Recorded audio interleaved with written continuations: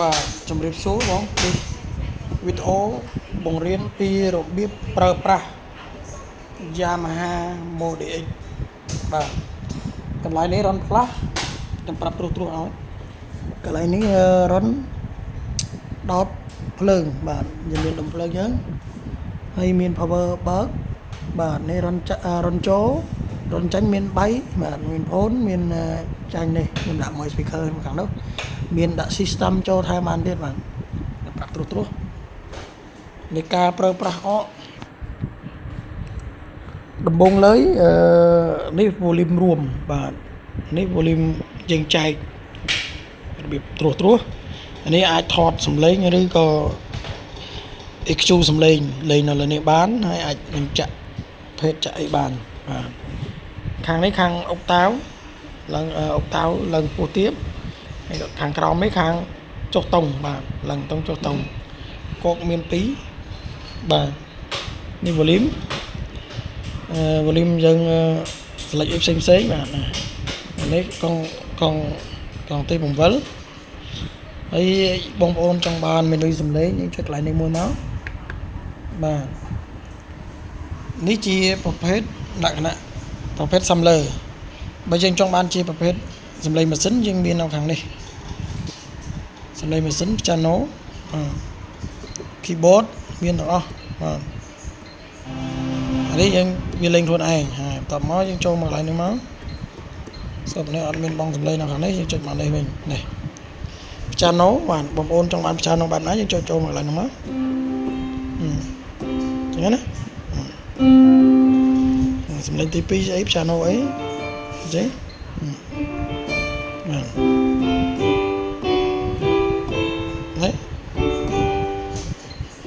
ហើយបងប្អូនចង់បានសំឡេង organ ចូលមកខាងនេះអានេះខ្ញុំតេស្តសំឡេងម៉ាស៊ីនឲ្យមើលសិនទេបា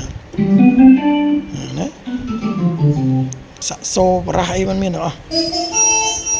ហើយយើងបងប្អូនអាច select មើលតាមសម្រួលទៅ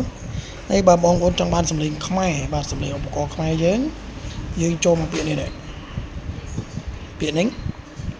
វានឹងលោតមកសំលើចង់បានសំឡេងរនាតវាចូល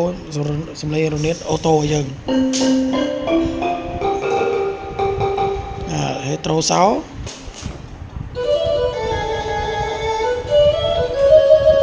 ត្រូអ៊ូ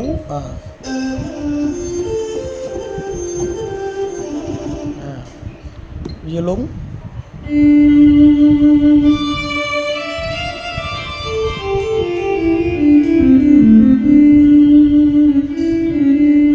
បាទបែលសំឡេងបែល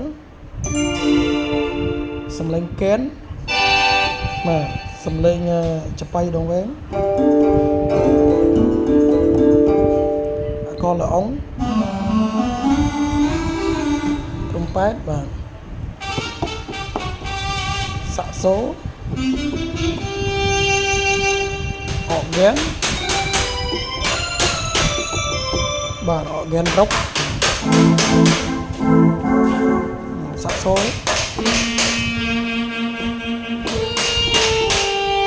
បាទខ្លុយសាក់សូធំ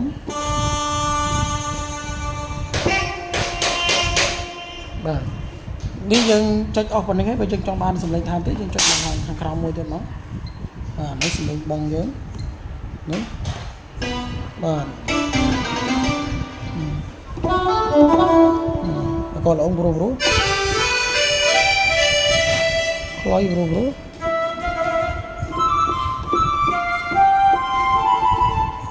ឡើងទៀតនេះខ្ញុំតេស្តត្រួសឲ្យបើសំឡេង remix អីនៅក្នុងនេះទាំងអស់ហ្មង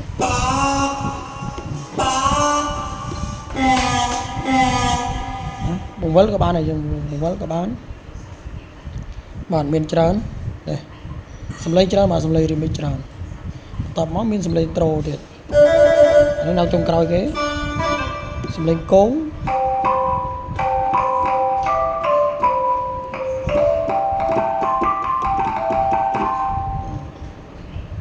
មកហ្គីតាតុប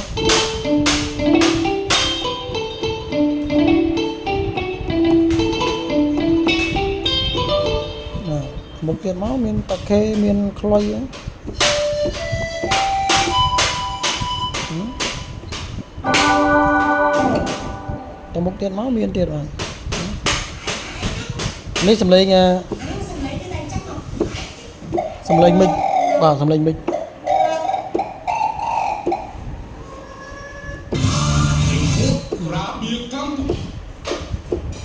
បាទសំឡេងមិចបាទមានច្រើនបាទបងប្អូនអាចឆែកបានហើយនេះយើង exit ចាញ់នេះយើងចង់បានវិញយើងចូលមកកន្លែងនេះទៅវាក៏មានដែរណានេះមនុយសំឡេងណាបាទចូលមកកន្លែងនេះអាចចុចមកនឹងបានណាសំឡេងយើងចង់ដូរមកចូលមកអមកបាទវាណាចង់ចូលមកសំឡេងចូលមកខាងនេះចូលកន្លែងនេះបើអត់ឃើញយើងចុចកន្លែងអនឹងមួយមកវានឹងលោតមកឲ្យយើងដែរបាទនេះសំឡេងត្រួសបាទនៅមាន function ជាច្រើនទៀតចាំបងប្អូន comment មកខ្ញុំនឹង review ឲ្យថែមទៀតបាទអរគុណច្រើនបាទ